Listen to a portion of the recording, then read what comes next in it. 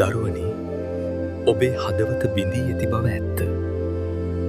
ඒ දරාගන්න බැරි වේදනාව නිසාම කිසිවෙකු නැවත විශ්වාස නොකළ යුතුය කියා ඔබ තීරණය කරන්නේති. ඒක පුදුමයක් නෙවෙයි.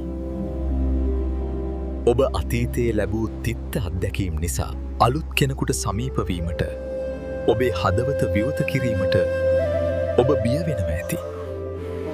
ඒ බිය ඇවිත් තියෙන්නේ ඔබව නැවතත් රිදවීමකින් ආරක්ෂා කර ගැනීමටයි. නමුත් එක දෙයක් හොඳින් මතක තබාගන්න. අතීතය කියන්නේ ඔබට වටිනා පාඩමක් ඉගැන්වූ පිටුවක් මිස ඔබේ ජීවිත කතාවේ අවසානයවත් ඔබව සදාකල් සිරකර තබන හිරගයක්වත් නෙවෙයි. ඔබ අතීතයේ හමු වූ වැරදි මිනිසුන්ගේ ක්‍රියාකලාපය නිසා අනාගතයේ ඔබට හමුවීමට නියමිත අවංක යහපත් මිනිසුන්ව ප්‍රතික්ෂේප කිරීම සාධාරණ නැහැනම.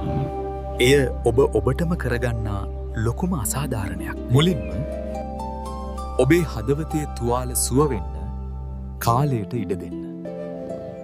ඔබ මානසිකව ශක්තිමත් සහ ස්ථාවර වන්න.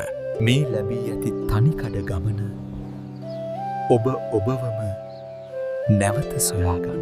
අලුත් සබඳතාවක් ගැන බියෙන් තොරව තනියම සම්පූර්ණ වෙන්න, ඔබේම වටිනාකම තේරුම් ගන්න ලැබුණු අවස්ථාවක් කරගන්න. තනියම සතුටින් සිටින්න ඔබ ඉගෙන ගනීවි. ඔබේ ජීවිතයට මින්පසු පැමිණිය යුත්තේ ඔබේ අඩුවක් පුරණන්නට උත්සාහ කරන කෙනෙක් නෙවෙයි.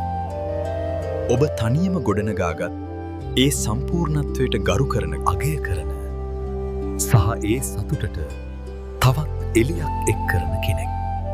ඔබේ තනි ගමන ඔබට ඉගැන්වූ ශක්තිය ආරක්ෂා කරගෙන බියෙන් තොරව ඉදිරියට යන්න.